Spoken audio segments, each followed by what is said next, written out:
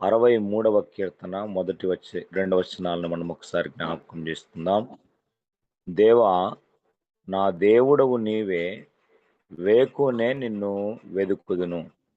నీ బలమును, నీ ప్రభావమును చూడవలెనని పరిశుద్ధ ఆలయమందు నేనెంతో ఆశతో నీ తట్టు కనిపెట్టి ఉన్నాను.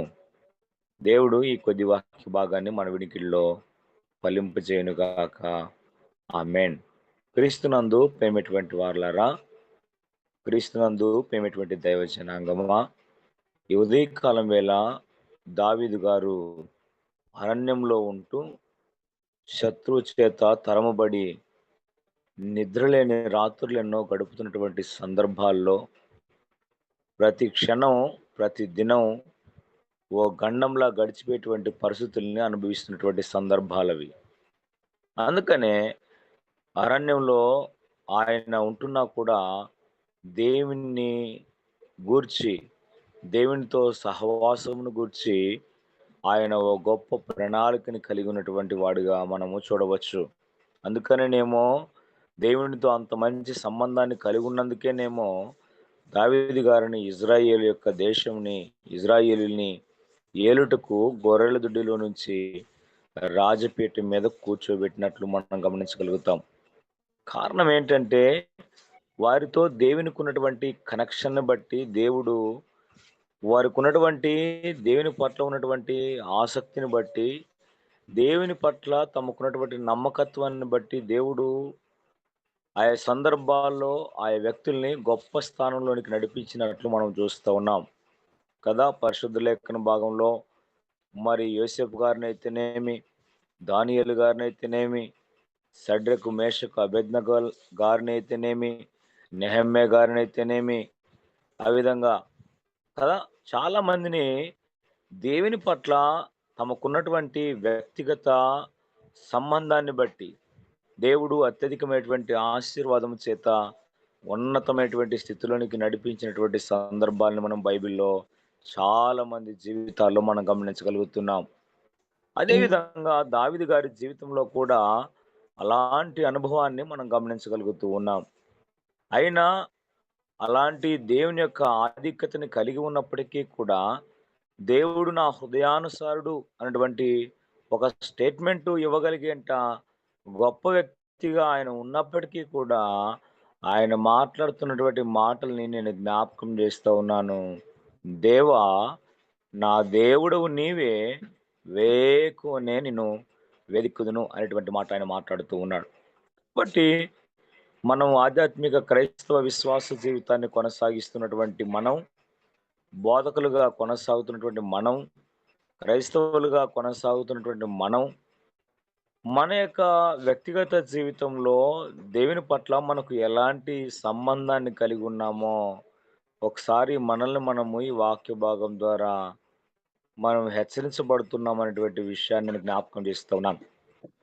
మన ఎంబీ సంస్థ క్షేమం కోసము సుమారు సంవత్సరాలుగా ఈ విధంగా వేకువనే దేవుని సన్నిధిని గడపడం, దేవుని సన్నిధిలో ప్రార్థన నైవేద్య ధూపాన్ని వేయడం మరి పరపాటిగా మారినట్లు నేను గమనిస్తూ ఉన్నాను. అయితే మొదట్లో చాలామందే దీని విషయంలో ముందుండి నడిపించారు, ముందుకొచ్చారు. అయితే నేడు వారందరూ గూడా మనతో లేరు. చాలా చిన్న సమూహంగా మారిపోయాం మనం.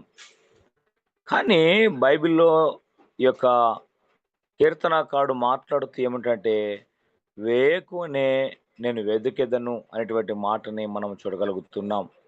కాబట్టి ఈ ఉదయకాలం వేళ మనం దేవుని సన్నిధిని, దేవునితో సహవాసాన్ని, దేవునితో సంబంధాన్ని మనము వెదికేటువంటి వారుగా ఉండాలి అనేటువంటి మాటని నేను జ్ఞాపకం చేస్తూ ఉన్నాను. అందుకని మత్తయి సువార్తలో నా రాజ్యమును, నా నీతిని మొదట మీరు వెతకండి అని మాట్లాడుతూ ఉన్నాడు. కాబట్టి క్రీస్తునందు ప్రియమైనటువంటిలారా, యెషయా గ్రంథంలోనైతే నా సన్నిధిని వెతకండి అనేటువంటి మాటను కూడా మనం చూడగలుగుతాం. ఈ ఉదయకాలం వేళ మనము దేవుణ్ణి వేకువనే వెదికేటువంటి ఆధ్యాత్మిక అనుభవాల్లోనికి మనం రావాలి అనేటువంటి విషయాన్ని నేను జ్ఞాపకం చేస్తూ ఉన్నాను.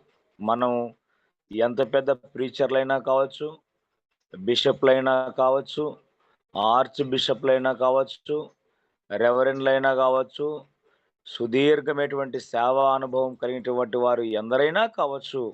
వాటెవర్ ఇట్ మే బీ, పరిశుద్ధ లేఖన భాగానుసారంగా మనం గమనించగలిగితే, మనకు దేవునితో సంబంధం ఎలా ఉందో ఒకసారి జ్ఞాపకం చేసుకోవాలి. భక్తుడైనటువంటి దావీదు గారు మాట్లాడుతున్నాడు, దేవా! నా దేవుడవు నీవే, నేను నిన్ను వేకువనే వెదుకుదును అనేటువంటి మాటను మాట్లాడుతున్నాడు. ఇలాంటి అనుభవాల్లో ఎంతమంది క్రైస్తవ విశ్వాసులు మరి ఇలాంటి అనుభవాన్ని కలిగి ఉన్నారు? సేవకులు ఇలాంటి అనుభవాన్ని ఎంతమంది కలిగి ఉన్నారు కదా! పరిశుద్ధ లేఖన భాగంలో దేవుణ్ణి వేకువనే వెదికేటువంటి అనుభవంలోనికి రావాలి. చాలామంది ఈ యొక్క ఉదయకాలం వేళ మరి ఈ యొక్క సహవాసంలోనికి మనం వచ్చాం. ఇది మనం ధన్యకరమైనటువంటి జీవులము అనేటువంటి విషయాన్ని నేను జ్ఞాపకం చేస్తూ ఉన్నాను. లేచిన వెమ్మనే దేవునితో సహవాసం చేయడం చాలా గొప్ప ధన్యత. చాలామంది లేచిన వెమ్మనే తమ పిల్లలనో, తన భార్యనో కదా! తనకిష్టమైనటువంటి దానినో చాలామంది లేచిన వెమ్మటనే చూస్తూ ఉంటారు. ఇక ఇప్పుడు పొరపాటుగా మారిందేందంటే, లేచిన వెమ్మటనే సెల్లు చూడాలిప్పుడు. అయితే దావీదు మాట్లాడుతున్న మాట ఏంటి అంటే, "వేకువనే నిన్ను వెతుకుతున్నాను" అని మాట్లాడుతున్నారు. ఇంకా ఆయనేమంటున్నాడు రెండవ వచనంలోనే మనం గమనించినట్లయితే, "నీ బలమును, నీ ప్రభావమును చూడవలెను" అని అంటున్నాడు. ఆయన చూపు దేవుని యొక్క ప్రభావం మీద, ఆయన చూపు దేవుని యొక్క బలం మీద ఉంది. ఆయన మొదట దేవుణ్ణి వెతికినట్లు చూస్తూ ఉన్నాము. రెండవదిగా ఆయన చూసినట్లు గూడా మనం జూస్తూ ఉన్నాం. ఆయన దేన్ని జూస్తున్నాడంటే, దేవుని యొక్క బలాన్ని చూస్తూ ఉన్నాడు. దేవుని యొక్క ప్రభావాన్ని చూస్తూ ఉన్నాడు. కాబట్టి ఈ ఉదయకాలం వేళ దేవుని సన్నిధిలో కూడి ఉన్నటువంటి మనం చాలా సార్లు ఈ లోకాన్ని చూస్తాం. చాలా సార్లు మన అవసరతల్ని చూస్తాం. చానా సార్లు మన అక్కరల్ని, మన రోగాల్ని, మన బాధల్ని చాలా చూస్తాం. లేచిన వెమ్మటనే కదా! లేచిన వెమ్మటనే మనం వాటి వైపు చూస్తాం. అయితే ఈ కీర్తనకారుడు మరి ఏమంటున్నాడంటే, నీ బలమును, నీ ప్రభావమును చూస్తానని మాట్లాడుతూ ఉన్నాడు. కాబట్టి క్రీస్తునందు ప్రియమైనటువంటి వారలారా, ఆధ్యాత్మికంగా మనం వెనకబడుతున్నప్పుడు, భౌతికంగా బలహీనతలో ఉన్నప్పుడు, శారీరకంగా బలహీనతలో ఉన్నటువంటి మనము ఎవరిని వైపు చూడాలంటే, మనము దేవుని బలం వైపు చూడాలి. దేవుని ప్రభావం వైపు మనము చూడాలి అనేటువంటి విషయాన్ని నేను జ్ఞాపకం చేస్తూ ఉన్నాం. అందుకనే మనం దేవుని సహాయం కొరకు, దేవుని యొక్క ప్రభావం కొరకు, దేవుని బలం కొరకే మనం ఈ ప్రార్థన సహవాసాన్ని ఏర్పాటు చేశాం. మనం మానవులుగా చాలా విషయాలు చేయలేం కాబట్టే, మనం దేవుణ్ణి ఆర్తిస్తాం. దేవా! మా సమస్త క్షేమంలో మీరు సహాయం చేయండి. దేవా! మా సమస్త పోగొట్టుకున్నటువంటి ప్రతి ఆస్తులన్నిటిని తిరిగి పొందగలుగుటకు మీరు సహాయం చేయండి. దేవా! మా సంస్థకు నూతనమైనటువంటి నాయకత్వాన్ని ఇవ్వండి అని మనం ఏం చేస్తూ ఉన్నామంటే, దేవుని మీద ఆధారపడి ప్రార్థన చేస్తూ ఉన్నాం కదా! కాబట్టి దేవుని యొక్క కార్యాలు దేవుని ఆత్మ ద్వారా, దేవుని కృప ద్వారా, దేవుని బలము ద్వారా, దేవుని ప్రభావం ద్వారా జరుగుతాయి. కారణం మనం ప్రార్థించడం. మనం దేవుణ్ణి వెతకడం ఎప్పుడైతే ప్రారంభిస్తామో, దేవుడు ఖచ్చితంగా తన బలముని ప్రసాదిస్తాడు. ఖచ్చితంగా తన ప్రభావాన్ని చూపిస్తాడు అనేటువంటి విషయాన్ని నేను జ్ఞాపకం చేస్తూ ఉన్నాను.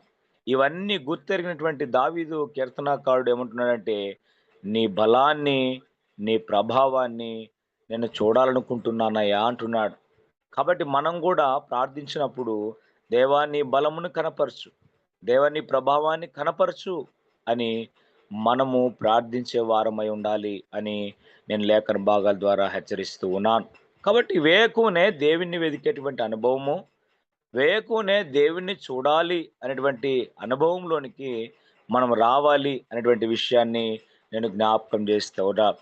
ఇక మూడవదిగా గమనించినట్లయితే రెండవ అధ్యాయం చివరి భాగంలో ఆయన అంటున్నాడు, పరిశుద్ధాలయమందు నేనెంతో ఆశతో నీ తట్టు కనిపెట్టి ఉన్నాను అని మాట్లాడుతున్నాడు. కాబట్టి క్రీస్తునందు ప్రియమైనటువంటి వారలారా, మనము కూడా ఇటువంటి అనుభవంలోనికి రావాలి అనేటువంటి విషయాన్ని జ్ఞాపకం చేస్తూ ఉన్నాను. దావీదు కీర్తనకారుడు పరిశుద్ధ ఆలయమందు నేనెంతో ఆశతో నీ తట్టు కనిపెట్టుకొని ఉన్నాను అని మాట్లాడుతూ ఉన్నాడు. ఈ కనిపెట్టేటువంటి అనుభవం మనకి రావాలి కదా. మత్తయి సువార్తలో 10 మంది కన్యకల్ని మనం గమనిస్తాం. గమనిస్తే దాంట్లో 5 మంది ఏం చేశారు? నిద్రపోయారు.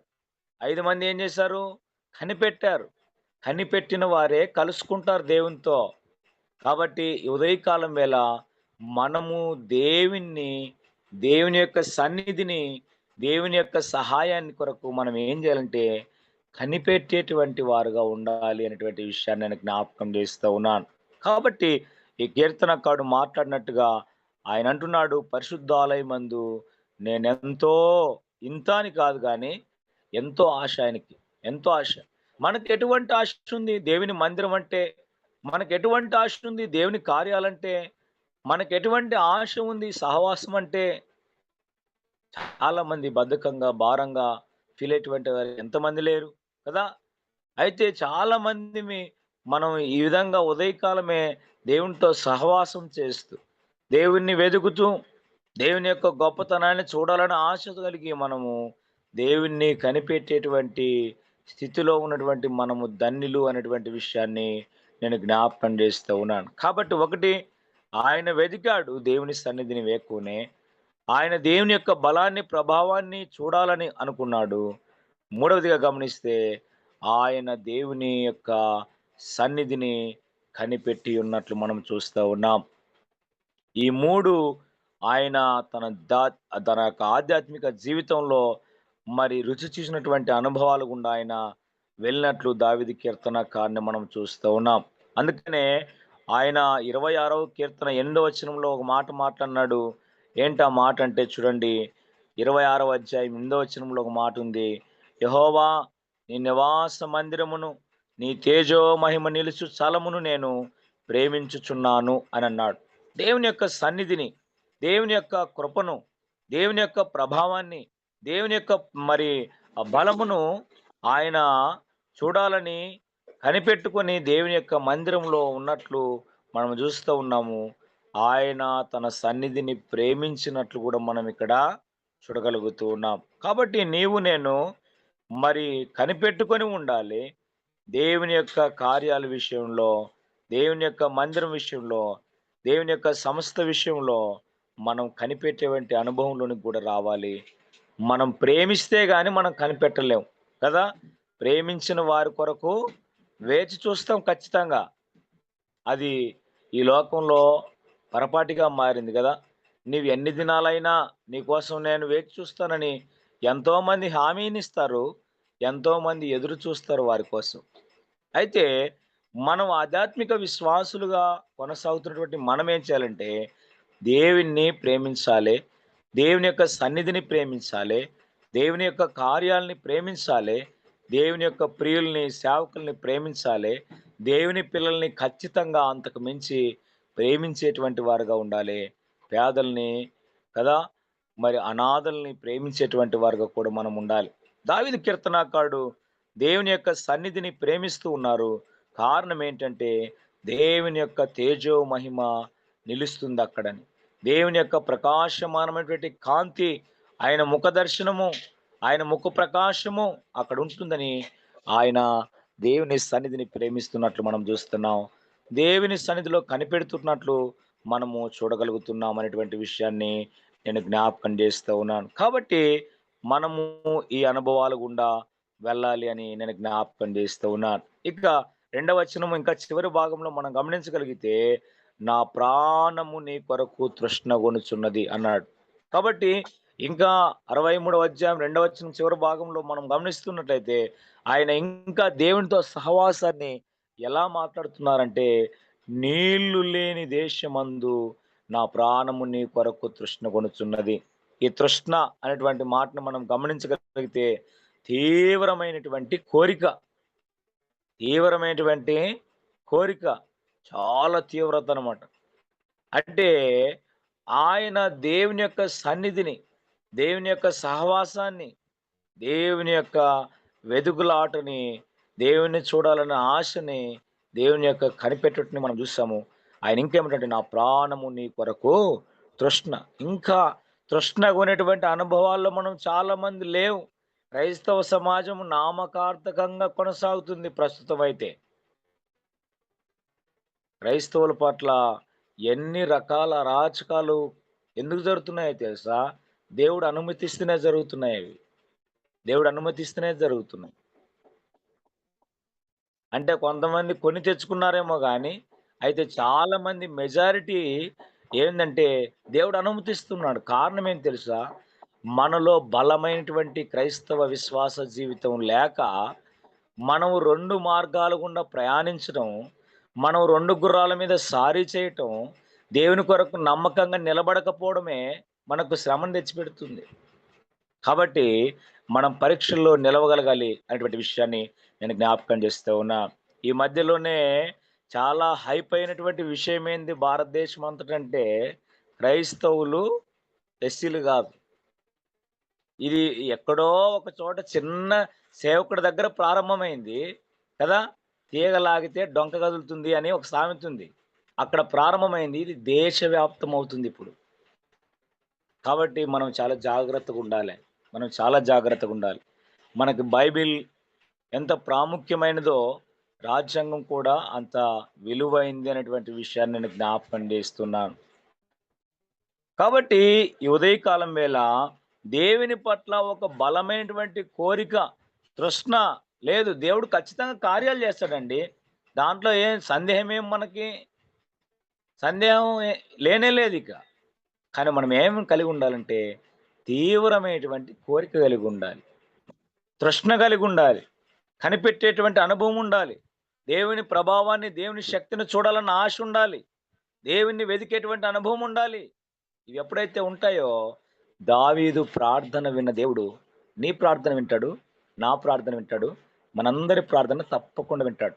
మన పక్షాన దేవుడు ఖచ్చితంగా ఉంటాడు. కానీ మనమే దేవుని పక్షాన నిలబడ్డం లేదు చాలామంది. కాబట్టి ఈ విషయాన్ని జ్ఞాపకం చేస్తున్నాను. దేవుణ్ణి వెదికే అనుభవం, దేవుణ్ణి చూడాలనే అనుభవం, దేవుణ్ణి కనిపెట్టేటువంటి అనుభవం, దేవుని కొరకు తృష్ణగొనే అనుభవము మన జీవితాల్లో ఉండాలని ఈ లేఖన భాగాల ద్వారా హెచ్చరించబడుతున్నాం. అందుకని ఆయన మాట్లాడుతూ, నీ మీద ఆశ చేత నిన్ను చూడవలనని నా శరీరం కృషించుచున్నది అంటున్నాడు. చూడండి, తన శరీరం కూడా ఏమవుతుంది? దేవుణ్ణి చూడాలని కృషించుచున్నదంట. అంటే నలిగిపోతుంది అని మనం చూస్తూ ఉన్నాం. కాబట్టి చాలామంది సేవకులు ఉపవాస ప్రార్థన చేస్తారు. దయచేసి ఉండగలిగే వారు ఖచ్చితంగా ఉపవాసం ఉండి ప్రార్థన చేయండి. మన శరీరాలు నలగొట్టుకొని, మనం తగ్గించుకొని, మనం ప్రార్థించడం ద్వారా దేవుడు గొప్ప కార్యాలు చేస్తాడటువంటి విషయాన్ని నేను జ్ఞాపకం చేస్తున్నాను. తన శరీరం కృషించుట అంటే నలగొట్టుకోవడం కదా! నష్టం అయిపోవడం లేదా తగ్గించుకునేటువంటి స్వభావాన్ని ఇది సూచిస్తా ఉంది. అందుకనే చూడాలి అనేటువంటి ఒక తృష్ణ ఆయన శరీరంతో సహా అక్కడ మనము ఉన్నట్లు మనం చూస్తూ ఉన్నాం. ఆ విధంగా ఉన్నటువంటి ఆయన ఇక ఏం చేస్తూ ఉన్నాడంటే దేవుణ్ణి స్తుతిస్తా ఉన్నాడు. నా పెదవులు నిన్ను స్తుతించును అటువంటి మాటని మనం చూస్తూ ఉన్నాం. ఎందుకు? దేవుని యొక్క కృప జీవము కంటే ఉత్తమమైందని ఆయన తెలుసుకున్నాడు. కృప ద్వారానే మనం ఈరోజు ఈ విధంగా కలవగలుగుతున్నాం. దేవుని కృప ద్వారానే మనం మలగలుగుతున్నాం. దేవుని కృప లేకపోతే ఈ భూమి మీద మానవులు ఏమి చేయలేం. కాబట్టి దేవుని కృప ద్వారానే మనకు రక్షణ ఉంది. దేవుని కృప ద్వారే మనకు విమోచన ఉంది. దేవుని కృప వల్లనే మనము రక్షించబడ్డాం. ఏం విలువ పెట్టి మనం క్రైస్తవులుగా మారలే. దేవుని కృప మనల్ని మార్చింది. మనం పరలోక రాజ్య వారసులుగా చేస్తుంది. కాబట్టి మనం ఏం చేయాలా? దేవుని కృపను పొందేటువంటి అనుభవంలోనికి రావాలి. కృప లేకపోతే ఏం చేయలేం మనం కదా! కాబట్టి దేవుని కృప, దేవుని దయ, దేవుని కరుణా కటాక్షముల్ని మనము పొందేటువంటి అనుభవంలోనికి మనము రావాలి. మనం చాలా అనుభవాలు గుండా వెళ్తున్నప్పటికీ దేవుని కృప లేకపోతే మనం చాలా కష్టం. కాబట్టి దేవుని కృప మరి జీవము కంటే ఉత్తమమైంది అంటున్నాడు. అంటే ప్రాణము కంటే కూడా గొప్పదేంది? దేవుని యొక్క కృప. కాబట్టి దేవుని కృప మనలో ఉంటే మనం చాలా గొప్ప కార్యాలు జేస్తాం. 2 కొరింథీయులకు రాసిన పత్రిక 8వ అధ్యాయంలో మనం గమనించగలిగితే మొదటి 2, 3 వచనాల్లో మాసిడోనియా సంఘాలున్నాయక్కడ. వారిలో దేవుని యొక్క కృప వలన వారు ఏం చేశారంటే, వారు చూడండి దేవు మరి ఆ యొక్క పరిస్థితుల మధ్య శ్రమల వలన వాళ్ళు పరీక్షించబడగా వారు ఏం చేస్తారంటే బహుగా శ్రమ పడ్డారు వాళ్ళు. వారు అట్టి శ్రమల్లో కూడా ఏమైనారు తెలుసా? అత్యధికముగా ఆనందించినటువంటి మాట ఉంటదక్కడ.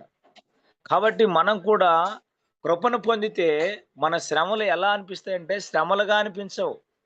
శ్రమలుగా అనిపించవు. ఖచ్చితంగా ఇది ఆనందాన్నిచ్చేటువంటి విషయం అనేటువంటి విషయాన్ని జ్ఞాపకం చేస్తాను. వారు బహు నిరుపేదలని రాయబడింది.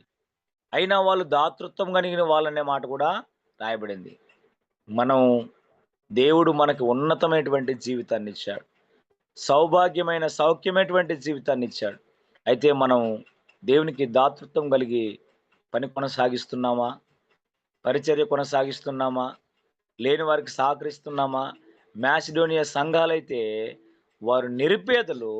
అయితే వారు దాతృత్వం కలిగిన వారు అనేటువంటి విషయాన్ని నేను జ్ఞాపకం చేస్తూ ఉన్నాను. కాబట్టి ఈ ఉదయకాలం వేళ మనము అటువంటి వారిగా, అటువంటి దానిగా మనం ఉండాలని, మన సంఘాలు ఆ విధంగా ఉండాలని నేను జ్ఞాపకం చేస్తూ ఉన్నా. కృప జీవము కంటే ఉత్తమమైంది అనేటువంటి విషయాన్ని, దేవుని కృప కొరకై మనం ప్రార్థించాలి. దేవుని కృప కొరకై మనం వేచి చూడాలనేటువంటి విషయాన్ని నేను జ్ఞాపకం చేస్తూ ఉన్నాను. ఎప్పుడైతే ఇవి చేస్తామో మనం ఊరుకుండం. దేవుడిని ఏం చేస్తాం? స్తుతిస్తాం. దేవుడిని ఏం చేస్తాం? స్తుతిస్తాం. అక్కడ రాయబడింది. నా పెదవులు నిన్ను స్తుతించును అని అంటున్నాడు. తర్వాత ఇంకా ఏం చేస్తామంటే ఆయన ఆయనని మనము జ్ఞాపకం చేసుకుంటాం. ఆయన్ని మనము జ్ఞాపకం చేసుకుంటున్నాం. అంత మాత్రమే కాదు గానీ, ధ్యానిస్తాం అనేటువంటి విషయాన్ని జ్ఞాపకం చేయబడింది. కాబట్టి క్రీస్తునందు ప్రియమైనటువంటి వారా, దేవుణ్ణి వెదికే అనుభవము, దేవుణ్ణి చూసే అనుభవము, దేవుణ్ణి కనిపెట్టే అనుభవము, దేవుని కొరకు తృష్ణ కొనిగేటువంటి అనుభవము, దేవుని కొరకు కృషించేటువంటి అనుభవము ఎప్పుడైతే ఉంటాదో, దేవుని కృప కొరకై ఎదురు చూసేటువంటి అనుభవం ఎప్పుడైతే ఉంటాదో, మనం ఎవ్వరు కూడా జీవితాల్లో ఊరకుండలేం. ఖచ్చితంగా దేవుణ్ణి స్తుతిస్తాం. అందుకనే కీర్తనకారుడు 92 కీర్తన మొదటి 2 వచనాల్లో యెహోవాను స్తుతించుట మంచిది. ఆయన నామమును కీర్తించుట మంచిది. ఆయన కార్యాలని ప్రచురించుట మంచిది అని ఆయన మాట్లాడుతున్నాడు. కాబట్టి మనం ఏం చేయాలంటే ఖచ్చితంగా దేవుణ్ణి స్తుతించాలి. ఖచ్చితంగా దేవుణ్ణి కీర్తించాలి. ఖచ్చితంగా దేవుణ్ణి ప్రచురించాలి. కాబట్టి మనము దేవుణ్ణి స్తుతిచ్చే అనుభవంలోనికి రావాలి. తర్వాత దేవుణ్ణి జ్ఞాపకం చేసుకునేటువంటి అనుభవంలోనికి రావాలి. ఇక్కడైతే కీర్తనాకారుడు నా మంచం మీద నిన్ను జ్ఞాపకము చేసుకొని అంటున్నాడు. కదా! ఇప్పుడు కూడా చాలామంది మంచం మీద కూర్చున్నాం నాకు తెలిసి. ఆ! వేకునే లేచిన వెంబడే మన పడకల మీదే కూర్చుంటాం మనం. దావీదు గారు గూడా లేచిన వెమ్మటనే ఏం చేస్తున్నాడంటే, దేవుణ్ణి జ్ఞాపకం చేసుకుంటున్నాడు. దేవుణ్ణి స్తుతిస్తూ ఉన్నాడు. చూడు ఆయన ఇంకా నాలుగో వచనంలో ఏమంటున్నాడంటే, రాత్రి జాముయందు నిన్ను ధ్యానించునప్పుడు. కదా! మనము దేవుని వాక్యాన్ని ప్రతి ఉదయం ధ్యానిస్తూ ఉన్నాం మనం. కదా! అటువంటి అనుభవంలోనికి మనం వస్తున్నామంటే, దేవుని కృపకు దగ్గరగా ఉన్నాం. దేవుని కృపలో మనం ఉన్నాం అనేటువంటి విషయాన్ని నేను జ్ఞాపకం చేస్తూ ఉన్నాను. కాబట్టి మనము దేవుణ్ణి స్తుతించడం, దేవుణ్ణి జ్ఞాపకం చేసుకోవడం, దేవుణ్ణి ధ్యానించడం అనేటువంటి అనుభవంలోనికి మనం ఎప్పుడైతే వస్తామో క్రైస్తవులుగా, మన ప్రాణాలు తృప్తి పొందుతాయి అనేటువంటి విషయాన్ని జ్ఞాపకం చేస్తున్నాం. కాబట్టి మానవ జీవితం తృప్తి లేని జీవితం కదా! చాలామంది జీవితాల్లో ఎన్ని ఉన్నప్పటికీ సంతృప్తి లేని జీవితం మనం అనుభవిస్తున్నాం. అందుకనే పరిశుద్ధ లేఖన భాగంలో ఒక చోట కీర్తనకారుడు మాట్లాడుతూ ఏమంటుండంటే, "నా మందిరపు సమృద్ధి వలన వారు తృప్తి పొందుతారని" రాయబడింది. దేవుని సన్నిధిని మనం ఎప్పుడైతే అనుభవిస్తామో, మనము తృప్తిని కలిగి ఉంటాం. దేవుని సన్నిధి ఏమి? దేవుణ్ణి స్తుతించడం, దేవుడిని జ్ఞాపకం చేసుకోవడం, దేవుణ్ణి ధ్యానించడం, దేవుణ్ణి వేకువనే వెతకడం, దేవుని యొక్క ప్రభావాన్ని, బలాన్ని చూడాలని ఆశ కలిగి ఉండడం, దేవుని తట్టు కనిపెట్టుకోవడం, దేవుని కొరకు తృష్ణ కొనడం, దేవుని కొరకు మన శరీరాన్ని కృషించుకునేలా చేయడమే మనం చేసేటువంటి దేవుణ్ణి మనల్ని ఏం చేస్తుందంటే ప్రాణాన్ని తృప్తిపరిచేటి వైపు నడిపిస్తుంది. అది ఆధ్యాత్మికంగానైనా గానీ, వ్యక్తిగత జీవితమైనా కానీ, కుటుంబ జీవితమైనా కానీ కదా! శారీరక బలహీనతల వైపైనా కానీ, ఏవైనా కానీ, దేవుడు ఖచ్చితంగా తన తన కృపనిచ్చి, సంతృప్తినిచ్చి ముందుకు నడిపిస్తాడటువంటి విషయాన్ని నేను జ్ఞాపకం చేస్తూ ఉన్నాను. కాబట్టి క్రీస్తునందు ప్రియమైనటువంటి వాళ్ళారా, మనము దేవుని పట్ల, దేవుని మందిరం పట్ల, దేవుని సన్నిధి పట్ల, దేవుని సహవాసం పట్ల, దేవుని యొక్క సమస్త పట్ల మనం ఎటువంటి అనుభవాలు గుండా వెళ్తున్నాం ఒకసారి జ్ఞాపకం చేసుకోండి. దేవుడు దావీదుకు నడిపించినటువంటి అనుభవాల గుండా మనల్ని నడిపించి తన సంతృప్తిని అనుగ్రహించును గాక. ఆమేన్. ఆమేన్.